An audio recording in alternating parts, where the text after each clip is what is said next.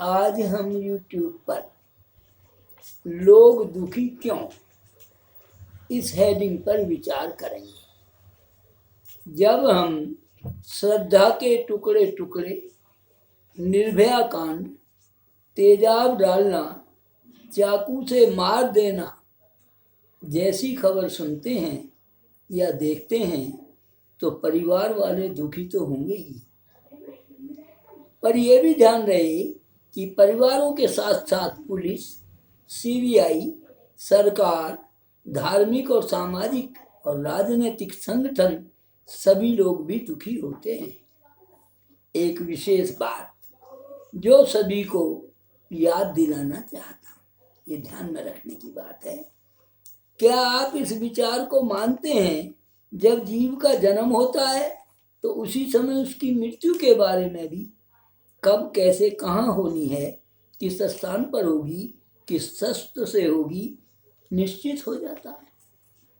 ये संस्कारिक एक बयान है कि ऐसा भी शास्त्रों में उल्लेख है। कई जगह अकाल मृत्यु का भी उल्लेख है। तो फिर समझ नहीं आता लोग दुखी क्यों।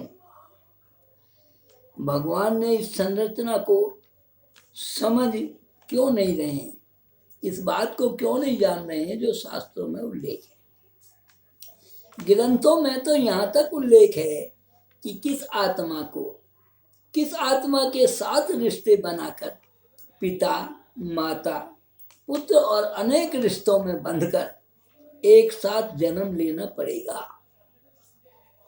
ताकि सभी आत्माएं पिछले जन्मों में किए शुभ और अशुभ कर्मों का बदला एक दूसरे के प्रति ले सकें या दे सकें।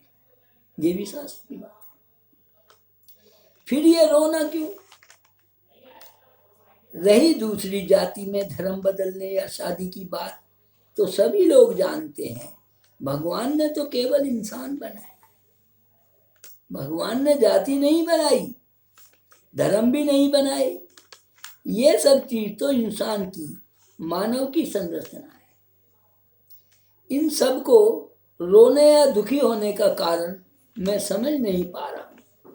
यदि आप समझते हैं तो कमेंट करें, सबका भला होगा। एक बात आप मुझसे जरूर बोल सकते हैं कि गहराई से मैं लिख रहा हूँ, आपकी गहराई में जाना चाहता हूँ और आपको भी बताना चाहता हूँ। एक बात आप मुझसे जरूर बोल सकते हैं, पर मुद्दा स्वयं से जुड़ा हो तो तीनों लोग याद आ जाए। बात बड़ी सीधी, स्पष्ट और तीर के माफिक घाव करने वाली।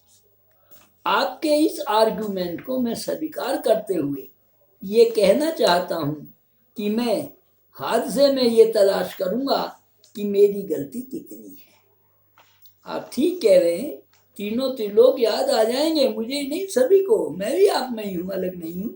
लेकिन मैं जो ये कह रहा हूँ, अब आगे इसे आप जोड़ कर देखेंगे तो आपको रास्ता मिलेगा। मैं पहले ये मालूम करूंगा इसमें मेरी गलती कितनी है। यदि मैं अपराधी हूं तो सुधरने का यत्न भी करूंगा, दंड को स्वीकार भी करूंगा। झूठा आरोप लगाकर अपने को बचाने की कोशिश कभी भी नहीं करूंगा। आप सभी इस नियम को फॉलो करें। अब मैं ये कहना चाहता हूं या समझाना चाहता हूं, यदि बच्चे बड़े यानी माता पिता की आज्ञा से संबंध बनाएं या लिव इन रिलेशनशिप में भी रहें और इस प्रेम प्यार के रिश्तों को दोनों परिवार, जाति, धर्म, रीति रिवाज को दरकिनार करके निर्वाह करें, तो इस मरने व दूसरा कानून में फंसने से बच सकते हैं। दोनों परिवारों को झूठे सत्य बयान देने पर घर बार छोड़कर छिपने की जरूरत नहीं पड़ेगी। सच का साथ नहीं। एक और बात, जनता का पैसा पुलिस, सीबीआई, जांच, डॉक्टर, राजनीतिक, धार्मिक, सामाजिक, पार्टी, जजों और वकीलों, सभी का कीमती समय भी बर्बाद होने से बच जाए। एक सच्ची बात कहने से इतने बड़े लोग जो परेशान है, इसमें इन्वॉल्व हो जाते हैं, वो सब बच जाए।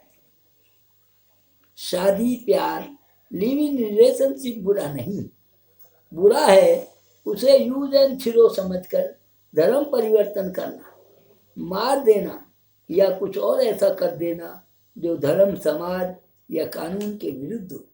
ये बात ध्यान रखने की है। मैं आशा करता हूँ कि बच्चे और सभी बड़े मेरे विचारों को सुने और व्यर्थ के प्रश्नों से बचें। जीवन सुरक्षित रहेगा।